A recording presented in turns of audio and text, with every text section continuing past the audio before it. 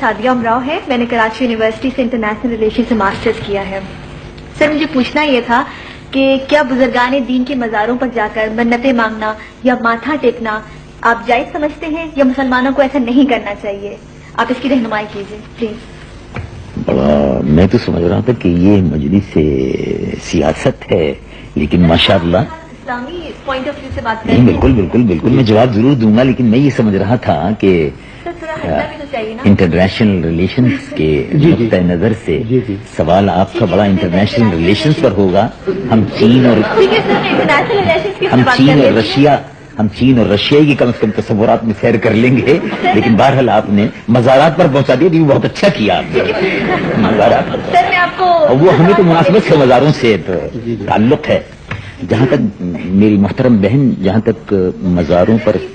तक मज़ारों पर सर झुकाने का, ये बड़ा अच्छा सवाल किया।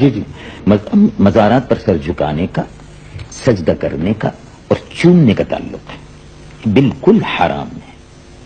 और सजदा बिल्कुल हराम है। अगर इबादत की नीयत से है तो कुफ्र है, शिरक है। अगर ताज़ीम की नीयत से है तो हराम है। बोसा देना भी जायज नहीं है और सर झुकाना भी जायज नहीं है। जहां तक इस बात का ताल्लुक है कि मज़ारात पर जाना जरूर चाहिए, इसलिए कि वो अल्लाह के वली थे, उनसे हमारी तारीफ वाबस्ता है। यही बुजुर्ग थे जो दूर दराज के सफर करते हुए, उस जमाने में जब ना हो हवाई जहाज थे न रेलें थी, तो तशरीफ लाए। और इस खित्ते को इस खित्ते में तो मुजाहिदीन भी तशरीफ लाए। तो गाजी मोहम्मद बिन कासिम रहमतुल्लाह अलैह ने तो तलवार से, मुजाहिदीन से इस्लाम को फैलाया। और इन बुजुर्गों ने दिल की दुनिया को बदल दिया।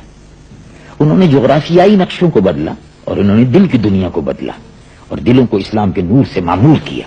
तो ये तो हमारे मोहसिनों के मज़ारात हैं। उनके मज़ारात पर जाना और सिर्फ फातिहा पढ़ना, ये शरई तौर पर साबित है, उससे आगे कुछ नहीं।